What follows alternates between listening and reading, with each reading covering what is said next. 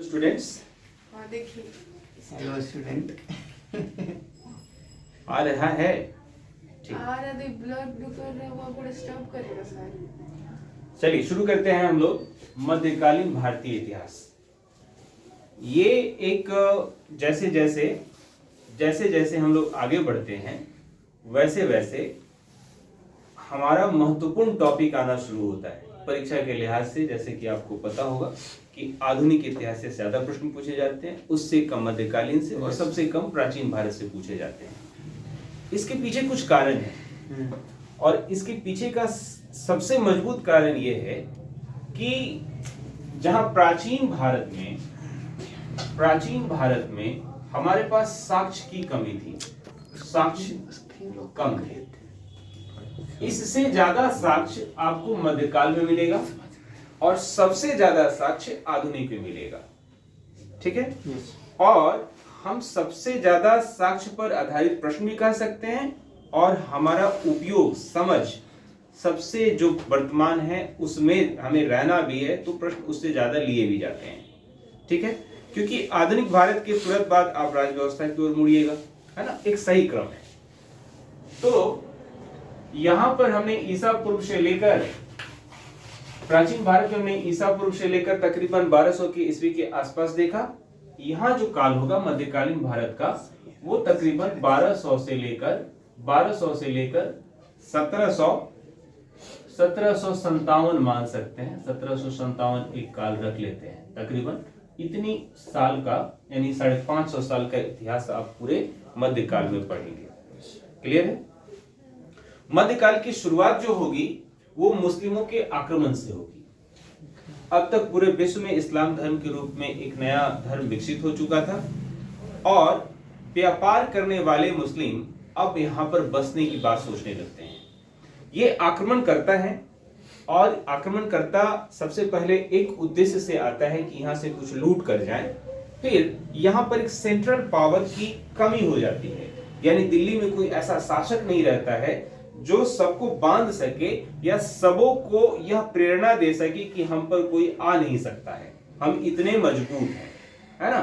बहरहाल ऐसा होता है कि सेंट्रल पावर की कमी है और बाहर से लोगों को मौका लग जाता है कि वो यहाँ पर आकर सत्ता बना ले। तो सत्ता बनना शुरू होता है, मुस्लिम आक्रमण शुरू होते हैं। कुछ मुस्लिम आक्रमणकर्ता ऐसे हैं जो यहाँ आते हैं और लौट जाते हैं, लेकिन पीछे छोड़ जाते हैं अपने कुछ सैनिकों को और वो सैनिक उनके यहाँ के शासक बन जाते हैं। स्पष्ट हुआ? लूटने आए 100 आदमी, उनका जो प्रमुख सेना नायक था अब यहाँ का शासक है, उसके नाम से शासन कर रहा है। लेकिन वह शासन जब करता है तो फिर दोबारा लौट के नहीं जाता है, फिर उसके बाद पीढ़ी दर पीढ़ी चलती जाती है। फिर इसमें आता है दिल्ली सल्तनत। दिल्ली सल्तनत में एक बहुत बड़ा नाम रजिया सुल्तान का हम लोग देखेंगे। फिर से खिलजी, अलाउद्दीन खिलजी, फिर तुगलक जिसमें बड़ा नाम मोहम्मद बिन तुगलक देखेंगे, फिर लोदी और फिर विजयनगर साम्राज्य। ये दक्षिण भारत से, ये सारे उत्तर भारत से रहेंगे और जो है ये दक्षिण भारत से होगा। विजयनगर साम्राज्य में कृष्णदेव राय, जो कृष्णदेव और तेनालीरामन की जो जोड़ी थी उसके बारे में। फिर दिल्ली सल्तनत से जुड़ा हुआ कुछ विविध कह सकते हैं और फिर उत्तर भारत एवं दक्कन यानी दक्षिण का जो क्षेत्र है उसका एक हम लोग तुलनात्मक रूप से अध्ययन करेंगे। ठीक है, फिर भक्ति एवं सूफी आंदोलन। देखिए यह दौर जो है उत्तर भारत में या दक्षिण भारत में बराबर रूप से सत्ता के हुए परिवर्तन, इन पिछले 200-300 सालों के अंतर्गत जो समाज में परिवर्तन है यहां पर सदियों से चले आ रहे लोगों में ना एक पीड़ा का जन्म देता है। शासक का अत्याचारी रूप उन्हें भाता नहीं है, क्योंकि यहाँ पे शासन जो चला आ रहा था, प्राचीन भारत में शासन का आधार क्या था? धर्म था। कोई भी शासक थे जो किसी खास धर्म की तरफ इंक्लाइन थे, है ना। और भारत के लिए ये जो धर्म है इस्लाम धर्म, वो एकदम से नया है। ठीक है, एकदम से क्या है? नया है और थोड़ा बहुत विपरीत भी है। हम पूरब की ओर देखते हैं, वो पश्चिम की ओर देखते हैं। हम सूर्य की ओर देखते हैं, वो चांद की ओर देखते हैं। थोड़ा अलग भी है। ठीक है, तो इसको लेकर भारत में जितने भी उस समय के बुद्धिजीवी हैं एक तरीके से सामाजिक उत्थान का कार्य करना शुरू करते हैं, लोगों में चेतना जगाने का कार्य करते हैं कि तुम अपने आप को इस कदर मत खो दो कि कोई भी तुम्हारे साथ कुछ भी कर दे। लोगों में चेतना जगाने की बात करते हैं। तो उस पूरे दौर को हम लोग एक आंदोलन के रूप में करते हैं। आंदोलन का मतलब क्या होता है? जैसे कोई एक रस्सी है, उस पे धूल जम गया है, उस धूल को जब हम हटाने के लिए उसे हिलाते हैं तो शब्द होता है आंदोलित करते हैं, ताकि वो धूल गिर जाए। तो भारत के लोग शिथिल हो गए हैं, या वैसा लग रहा है कि ये जो शासक आए वो जो अपने मन से किए, तो उससे एक प्रॉब्लम है।